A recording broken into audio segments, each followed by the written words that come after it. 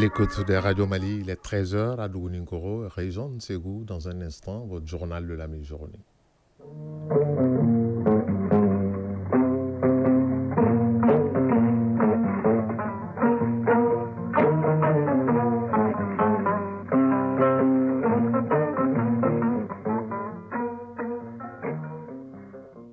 Le journal. Ousmane Daou. Mesdames et messieurs, bonjour. À la une de ce 13h, face au drame sur les sites d'orpaillage, le gouvernement prend le taureau par les cornes. Dans les cercles de Kangaba et Kenyeba, des têtes sont tombées, des permis d'exploitation suspendus car le gouvernement veut arrêter de compter les morts sur les sites d'orpaillage. Pendant ce temps, les secrétaires généraux des départements ministériels et les membres du cabinet du Premier ministre sont à l'école de l'Agence de gestion des technologies de l'information et de la communication. Ils se familiarisent avec le système intégré de gestion de l'action gouvernementale pour mener à bien leur mission. Et puis l'élan de solidarité du président de la transition, le général d'armée Assimi Goïta, ouvre son cœur davantage et se transporte à l'université des Kabbalah. Dans le cadre de la deuxième édition de Sunkalo Solidarité, les étudiants vont passer un bon moment de partage grâce au président de la transition. Hors du Mali, en Guinée-Conakry, le Premier ministre annonce le retour à l'ordre constitutionnel courant 2025. En visitant Côte d'Ivoire, le président ghanéen et ivoirien demande aux pays de la Confédération AES de revoir leur position par rapport à la CEDEAO. Au Vatican, la santé du pape François est stable ce jeudi, deuxième jour de carême après des hauts et des bas depuis quelques jours. En sport, fin de la phase allée du championnat national de football Ligue 1 avec 91 rencontres disputées, 189 buts ont été inscrits. Les attaquants ont pris le dessus sur les défenseurs. Et puis en Europe, fin hier de la phase allée des huitièmes de finale de la Coupe aux Grandes Oreilles avec le braquage de Liverpool contre le Paris Saint-Germain au Parc des Princes. Et dans le choc entre Allemands, le Bayern de Munich sort son muscle face au Bayer Leverkusen, corrigé 3-0 dans la chronique judiciaire. De ce jeudi, Garibou Pérou nous ouvrira les portes du service administratif de la Cour suprême du Mali, de la section administrative de la Cour suprême du Mali. Voilà pour le sommaire, dans un instant les détails. Jeudi 6 mars 2025, mesdames et messieurs, bonjour. Merci d'avoir choisi Radio Mali pour vous informer. Bienvenue. Abrogation des actes de nomination des responsables administratifs, relecture de certains textes juridiques, suspension par les responsables des collectivités territoriales du permis d'exploitation des mines artisanales octroyées à des personnes de nationalité étrangère, dissolution en vue du conseil municipal de Dabia. Le gouvernement prend des mesures fortes pour éviter des drames sur les sites d'orpaillage. Ces mesures, prises en conseil des ministres hier, font suite aux drames survenus dans les cercles de Kangaba et de Kenyeba et ont été annoncés et commentés au cours d'un point de presse juste après le conseil des ministres par le ministre de la Sécurité et de la Protection civile et celui de l'Environnement, de l'Assainissement et du Développement durable en présence du chef du département en charge de la communication. Point de presse suivi par Yaya Konati. Kokoyo, cercle de Kangaba et Bilali Koto, cercle de Kenyeba, deux sites qui évoquent désormais dans la conscience collective deux drames liés à l'exploitation artisanale de l'or au Mali. Deux drames de trop pour les autorités de la transition qui décident d'agir pour protéger les populations mais aussi l'environnement. Général de division Daoud Ali Mohamedine, ministre de la Sécurité et de la Protection civile. Le chef de l'État a instruit le gouvernement de renforcer les mesures pour éviter les drames humains et environnementaux dans notre pays. Son Excellence le Président Goïta a en outre pris les mesures suivantes. L'abrogation des actes de nomination des responsables administratifs directement impliqués dans la survenance des 10 incidents, préfets, sous-préfets, responsables des forces de sécurité, police, gendarmerie, garde, services locaux des eaux et forêts, services d'assainissement et du contrôle des pollutions et des nuisances, service subrégional de la géologie et des mines. La relecture de certains textes juridiques pour, entre autres, mettre fin à la transaction dans le domaine environnemental, faciliter la récupération des équipements impliqués dans l'orpaillage, puis les réaffecter dans le patrimoine de l'État. La suspension par les responsables des collectivités territoriales du permis d'exploitation des mines artisanales octroyées à des personnes de nationalité étrangère. Le lancement de la procédure de dissolution du conseil municipal de Dabia. Parmi les mesures citées, on note les dispositions en vue pour mettre fin à la transaction dans le domaine environnemental. Cette disposition qui permettait aux exploitants illégaux de rentrer en possession de leur matériel après le paiement d'une certaine somme. Doumbia Mariam Tangara, ministre de l'Environnement, de l'Assainissement et du Développement durable. Avant, on constatait que quand il y a des engins qui sont saisis, on transige, ensuite on remet ces mêmes engins aux différents propriétaires. Et ils reviennent encore pour répéter les mêmes faits. Maintenant, les plus hautes autorités du pays ont décidé de mettre fin à cette transaction. Une fois que les matériels sont saisis, ils sont remis au compte de l'État. C'est à l'État de décider de faire ce qu'il veut à ces matériels. Le ministre en charge de la sécurité de se réjouir de cette disposition qui met désormais les forces de défense et de sécurité dans leur rôle et renforce l'autorité de l'État dans le contrôle et la surveillance des sites miniers. Général de division Daoud Ali Mohamedine. Aujourd'hui, nous devons renforcer l'autorité de l'État dans le cadre de la gestion et surtout de la surveillance de l'exploitation des ressources minières dans notre pays. Nous ne devons plus être là à venir assister, à venir compter nos morts, présenter les condoléances et retourner. Aujourd'hui, nous devons prendre des mesures fortes pour que nos populations soient protégées à tous les niveaux. Il ne faut pas que pour des intérêts de certaines personnes, de certaines sociétés, nous assistons à des drames. Donc ces mesures visent vraiment à renforcer davantage l'autorité de l'État et à aussi couvrir nos concitoyens, à les protéger. Les mesures du jour constituent un signal fort donné par les autorités dans le cadre de la protection de l'environnement et des populations, mais aussi dans la lutte contre l'impunité. La sensibilisation a montré ses limites. Maintenant, l'État sort ses muscles face au drame sur les sites d'orpaillage. Lancement à l'Agence de gestion des technologies de l'information et de la communication AGETIC d'une série de formations à l'intention des secrétaires généraux, des départements ministériels, des membres du cabinet du Premier ministre et des directeurs de cellules de planification et de statistiques des départements ministériels. Cette formation est axée sur l'utilisation d'un nouvel système qui s'appelle Système intégré de gestion de l'action gouvernementale, CGAG, pour bien mener les actions du pays. Mamari Koné et Alou Touré de la presse de la primature. C'est dans le souci de rendre plus performante l'action publique que le Premier ministre, chef du gouvernement, s'est engagé à informatiser le suivi et évaluation de la mise en œuvre du plan d'action du gouvernement 2025-2026. C'est ainsi qu'a été mis en place le système intégré de gestion de l'action gouvernementale. Ramatou Diara, chef du bureau opérationnel de suivi à la primature. Ce système intégré de suivi constitue un outil de pilotage efficace qui permettra de renforcer le suivi et évaluation de l'action gouvernementale et d'améliorer la prise de décision à temps opportun.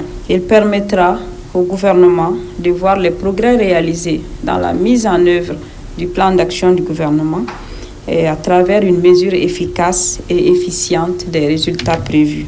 Un logiciel qui est conçu en 4 modules, à savoir le suivi du plan d'action, le suivi des instructions données par le Premier ministre à l'ensemble du gouvernement. Il y a aussi les missions effectuées par les membres du gouvernement à l'extérieur du territoire national.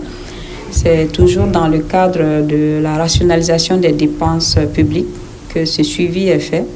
Le logiciel permet en outre aussi de suivre les recommandations issus de l'ensemble des rapports de vérification, que ces rapports soient de celui du bureau du vérificateur général, celui du contrôle général des services publics ou celui des inspections. Cet atelier constitue donc un préalable au déploiement du logiciel dans l'ensemble des départements ministériels. C'est pourquoi il s'adresse aux secrétaires généraux, aux membres du cabinet du Premier ministre et aux directeurs de cellules de planification et de statistiques. Le CISIAG est un véritable outil collaboratif. Nouhoum Kamate, directeur régional adjoint de l'AGETIC. Elle est pour nous une source de motivation et d'encouragement pour relever le défi de la digitalisation de notre administration. Le système intégré de gestion de l'action gouvernementale vient s'ajouter à la longue liste des projets initiés et réalisés par l'AGETIC, parmi lesquels le réseau intranet de l'administration, la messagerie gouvernementale, la gestion du nom de domaine Internet du Mali, le guichet unique de l'administration et le système intégré de gestion du dossier judiciaire.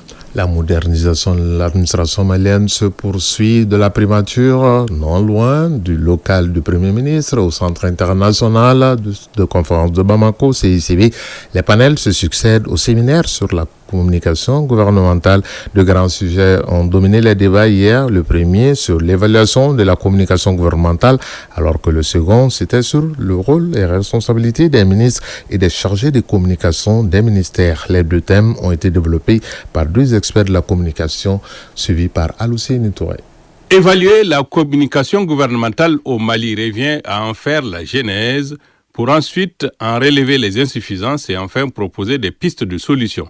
Selon Abdelkader Sanankwa, nous avons connu la période de l'information à sens unique au début des indépendances avec un monopole d'État. Puis, à partir des années 90, la liberté d'expression avec l'avènement des médias privés. La notion de communication gouvernementale prendra finalement corps de 2013 à 2020. La guerre communicationnelle, notamment celle qui soutient la guerre contre le terrorisme, est celle qui a cours actuellement. Abdelkader Sanankwa, panéliste. D'abord, on a demandé à ce qu'il y ait une proactivité dans la communication gouvernementale.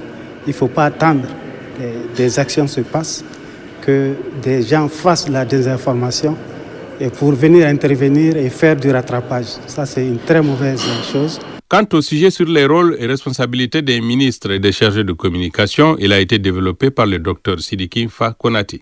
Celui-ci a défini le concept, retracé l'histoire de la communication gouvernementale, évoqué les principes, les acteurs, le porte-parole, autant de notions qui auront permis aux participants, pour la plupart eux-mêmes chargés de communication dans les ministères, des institutions et des services, de bien comprendre le concept. Sidiki Mfa Konate, panéliste.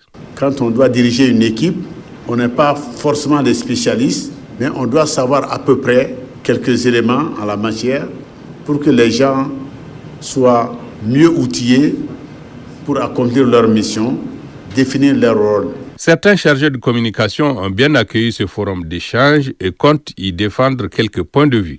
Sadio Kanté, chargé de communication au ministère de la Promotion de la Femme, de l'Enfant et de la Famille. La communication, c'est pas seulement faire des photos et des banderoles et organiser des événements, mais c'est toute une stratégie.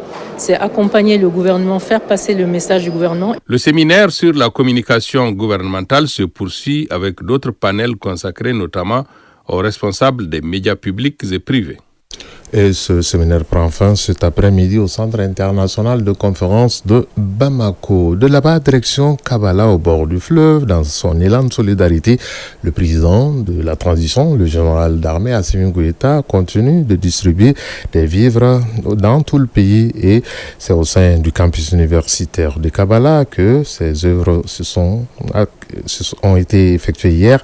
Cette initiative qui rentre dans le cadre de la deuxième édition de Sunkalo Solidarité vise à venir en aide aux étudiants de plus en plus nombreux à faire face aux difficultés financières pendant le mois de Ramadan. Le compte-rendu de Maïmouna Guindo avec la voix de Barakissa Ouattara. À Kabala, site de l'université, sous un soleil clément, une file d'attente se forme devant un point de distribution de vivres occasionnels. Sacs de riz, de sucre, de lait en poudre et d'autres denrées essentielles remis gratuitement aux étudiants du campus universitaire de Kabala.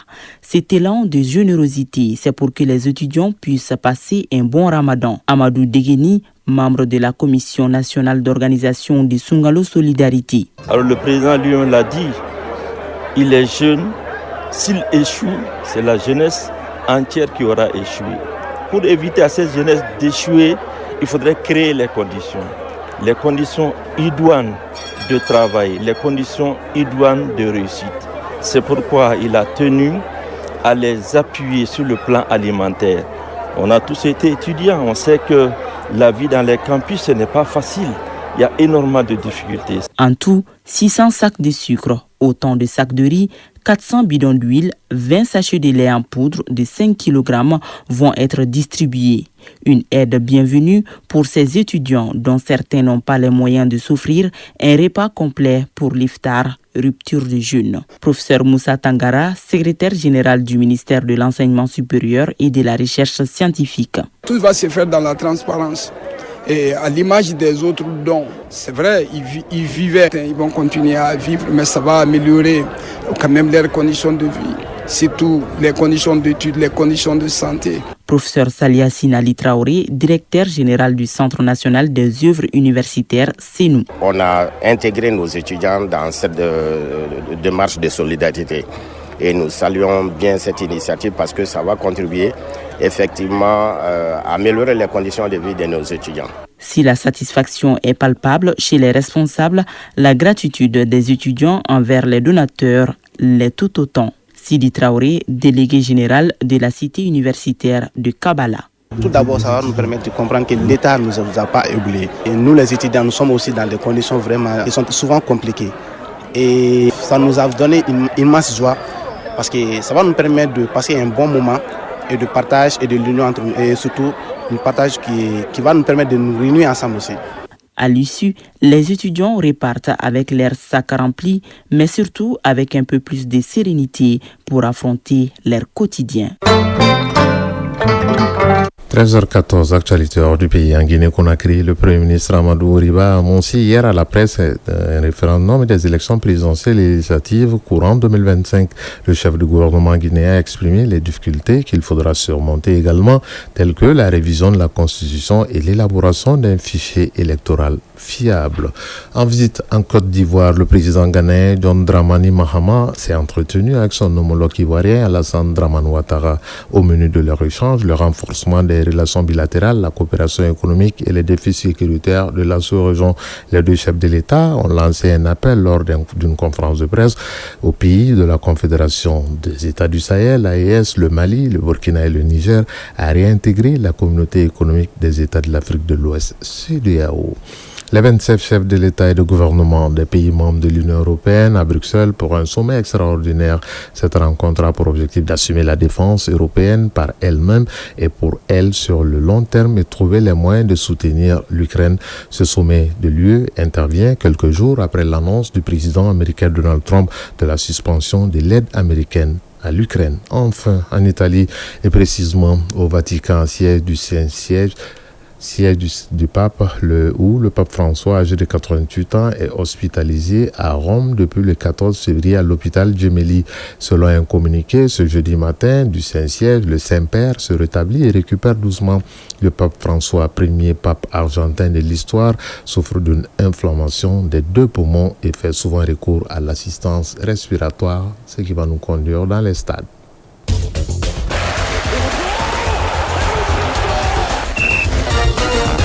L'actualité en Europe footballistiquement, c'est la coupe aux grandes oreilles, entendez par là, la Ligue des Champions, avec la fin des 8e allées qui ont pris fin hier. Et au plan national, on parlera de la 5e journée en retard du championnat national de football féminin. Au niveau des hommes, la phase allée du championnat national a pris fin avec 91 rencontres. Le point de l'actualité sportive, c'est avec Abdul Karim Kaba. Le championnat national de Ligue 1 professionnelle a bouclé mardi sa phase allée. Débuté le 23 novembre 2024, 91 matchs ont été disputés. Pour cette phase allée, 189 buts ont été inscrits. Le Djoliba AC est en tête avec 31 points. Le Stade Malais de Bamako est deuxième avec 25 points. Et l'USFAS complète le podium avec 24 points. En bas du classement, l'AS Police est 11e avec 11 points. 12e, FC Diarra 11 points également. L'ASCO occupe la 13e place avec 9 points. Et les Étoiles du Mandé sont 14e avec 9 points moins 12. La phase retour démarre ce samedi avec la rencontre Étoiles du Mandé Afrique Football Elite à feu. Cette 14e journée du championnat national de Ligue 1 professionnelle se poursuivra jusqu'au dimanche avec les autres oppositions.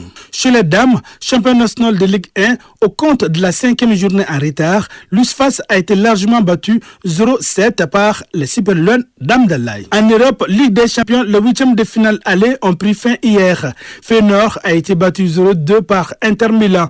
Le duel entre les Allemands a tourné l'avantage du Bayern Munich devant le Bayern Leverkusen. Score final 3-0. Le Paris Saint-Germain a été battu à domicile 0-1 par Liverpool. Le FC Barcelone en déplacement gagne par 1-0 devant le Benfica Lisbonne. Déjà mardi, les Real Madrid et Arsenal se sont imposés respectivement face à Atlético Madrid 2-1 et PSV Eindhoven 7-1. Les 8e de finale retour sont prévus pour la semaine prochaine.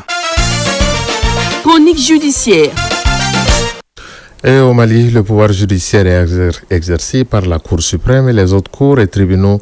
La Cour suprême contrôle la légalité des décisions, juge les décisions qui lui sont déférées. Elle comprend une section judiciaire, une section administrative et une section des comptes.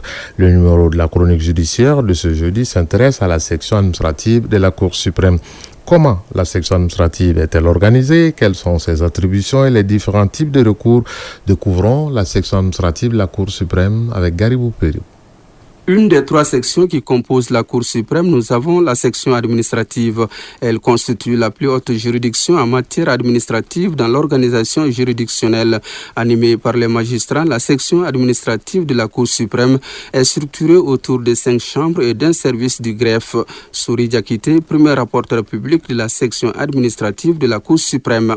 Les 5 chambres qui composent la section administrative sont essentiellement la chambre d'annulation, la chambre des contrats administratifs, la chambre des marchés publics, la chambre du contentieux fiscal et la chambre du contentieux électoral. Et enfin, il y a le service du greffe, qui est composé effectivement du greffe de la section, qui travaille en synergie avec le greffe central de la Cour suprême. L'opposition, la tierce opposition, la révision, la rectification et l'interprétation sont quelques voies de recours. Voies de recours contre les décisions rendues par la section administrative de la Cour suprême. Souri Diakité, premier rapporteur public. L'opposition, c'est lorsque une partie au procès, pour des raisons légitimes, n'a pas pu participer au procès, soit par exemple la citation ne lui a pas été remise à personne, ou alors, pour d'autres raisons, elle n'a pas pu légitimement participer au procès, peut introduire un recours en opposition contre l'arrêt rendu pour que la Cour reprenne le procès. Il y a la tierce opposition également, notamment l'article 253 de la loi organique qui régit la Cour suprême. Cet article prévoit que toute personne qui n'a pas été appelé ni représenté à une instance ayant abouti à l'arrêt et admis à faire tierce opposition. Il y a le recours en révision est prévu par l'article 254 de cette même loi organique qui régit la Cour suprême.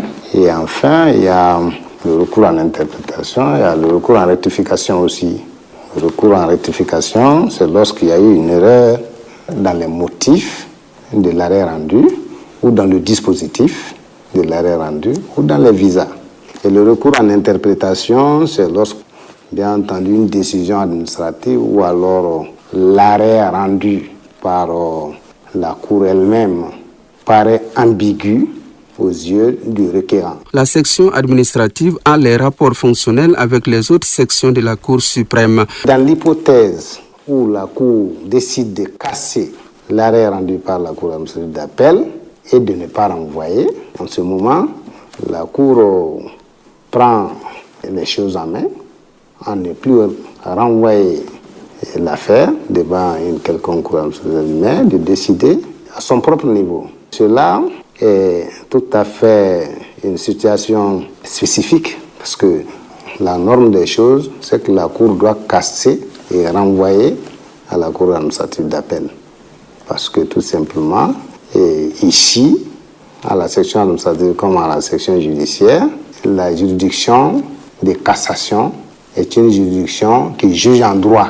Et quand les juges du fond défèrent leur dossier à notre niveau ici, à nous de juger sur le droit. Est-ce que la Cour administrative d'appel a effectivement dit le droit ou pas?